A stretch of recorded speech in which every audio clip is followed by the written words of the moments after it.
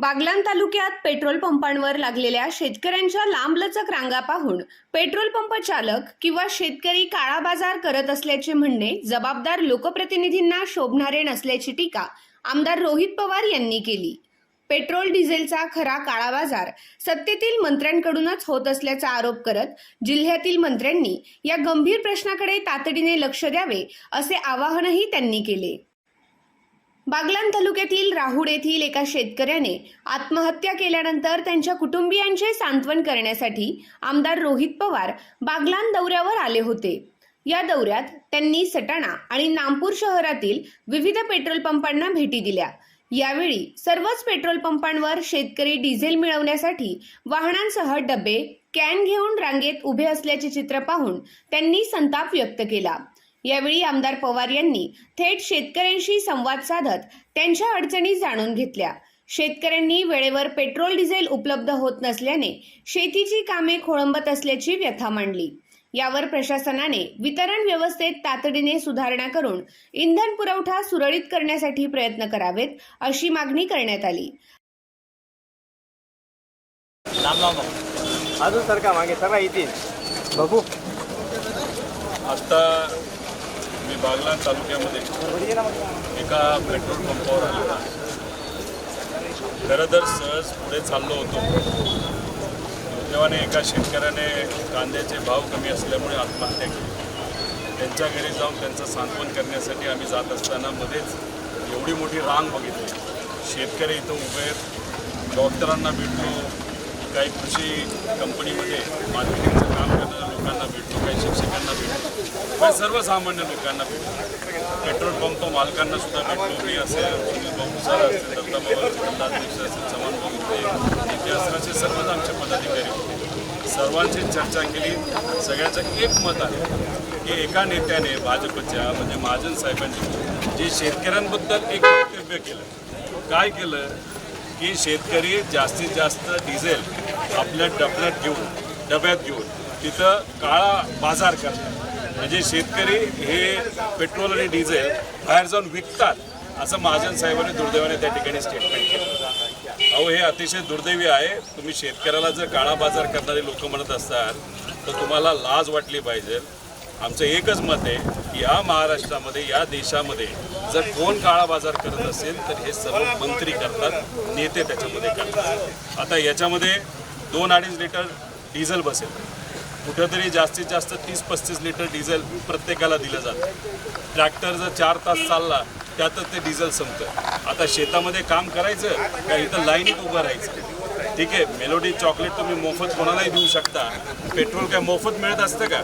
112 रुपयाला पेट्रोल चालू आहे, 100 रुपयाच्या आसपास कुठेतरी डिझेल चालू आहे, आणि हा पैसा या कष्टाळू शेतकऱ्याला कष्ट करायला त्या ठिकाणी द्यावा लागतो, मगच त्यांना डिझेल आणि पेट्रोल मिळतं, कुणी फुकटात देत नसतं। आणि याच्यात असे तुम्ही वक्तव्य करता, या वक्तव्याचा आम्ही निषेध करतो।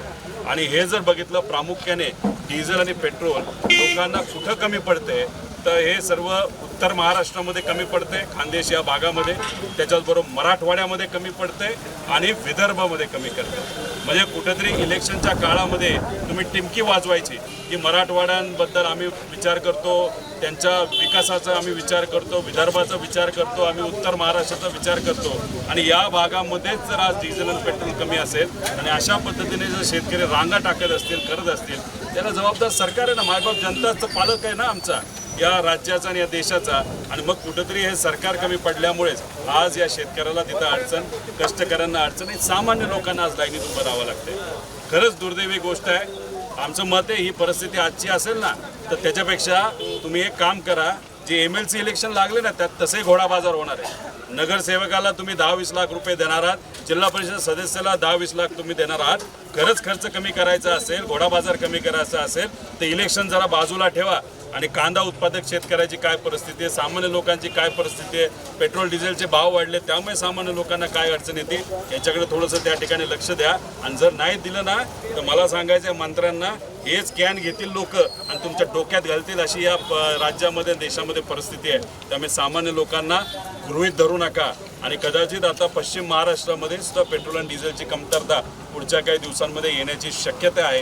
त्यामुळे लोकांना अंधारात ठेवू नका. काळा बाजार लोक करतायत, सामान्य लोक काळा बाजार करतायत असं कृपा करून तुम्ही बोलू नका, नाहीतर तुम्हाला हे महागात पडेल. एवढंच या ठिकाणी सांगतो. आज शेतकरी अडचणीत असल्यामुळे अश्रू त्याचं पाण्याचं आहे, पण आता बऱ्याच ठिकाणी शेतकरी आत्महत्या करत असल्यामुळे आता ते अश्रू रक्ताचं झालेलं आहे आणि त्याला पूर्णपणे हे सरकार त्या ठिकाणी जबाबदार असेल हे याद राखा. एवढंच या ठिकाणी सांगतो. दरम्यान नागपूर येथे शेतकरी संघटनेच्या पदाधिकाऱ्यांनी आमदार पवार यांचा ताफा अडवून विविध प्रश्नांवर चर्चा केली. नाफेडमार्फत कांदा खरेदी करताना शेतकऱ्यांचा कांदा थेट बाजार समितीतून लिलाव पद्धतीने खरेदी करण्यात यावा अशी मागणी शेतकरी प्रतिनिधींनी केली. तसेच शेतकऱ्यांना पेट्रोल डिझेल वेळेत उपलब्ध व्हावे यासाठी शासनाने ठोस उपाययोजना कराव्यात अशीही मागणी करण्यात आली. शेतकऱ्यांच्या या सर्व मागण्यांवर आपण पूर्णपणे लक्ष घालणार असून शासन स्तरावर पाठपुरावा करू अशी ग्वाही आमदार रोहित पवार यांनी दिली. खास करून कांद्याच्या बाबतीत ही जी परिस्थिती आहे, काही झालं तरी 24 हा भाव हमी भाव शेतकऱ्यासाठी दिला गेला पाहिजे आणि त्याच्याचबरोबर ज्या लोकांनी कांदा आत्तापर्यंत दिला आहे त्यांना 10 रुपये अनुदान हे दिलं पाहिजे. त्याच्याचबरोबर नाफेड जेव्हा खरेदी करतं तेव्हा ते कुठंतरी प्रायव्हेट ठिकाणी खरेदी करतात, त्याच्यात मोठ्या प्रमाणात भ्रष्टाचार होतो आणि याच्यामुळे शेतकऱ्याला न्याय मिळत नाही. त्यामुळे मार्केट कमिटीमध्ये जर स्पर्धा झाली, नाफेडने सुद्धा तिथंच जर कांदा विकत घेतला, त्यामुळे कुठेतरी रेट वाढतील. 24 रुपयाली कांदा घेतला पाहिजे अशी आमची सगळ्यांची मागणी आहे. आणि जो कुठला कांदा गोळा होईल, विकत घेतला जाईल, तो देशात न विकता देशाच्या बाहेर विकणं फार महत्त्वाचं आहे. नळकेच रस्त्यालगत असलेल्या शिवनेरी कॉलनी परिसरातील 9 आणि 6 मीटरच्या रस्त्यांवरील अतिक्रमणाचा प्रश्नही चांगलाच तापला आहे.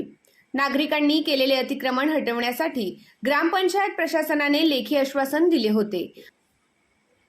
मात्र अद्याप कोणतीही ठोस कारवाई न झाल्याने शरदचंद्र पवार राष्ट्रवादी काँग्रेसच्या जिल्हा उपाध्यक्षा ॲडव्होकेट रेखा शिंदे यांनी ग्रामपंचायत कार्यालयासमोर आमरण उपोषण सुरू केले आहे.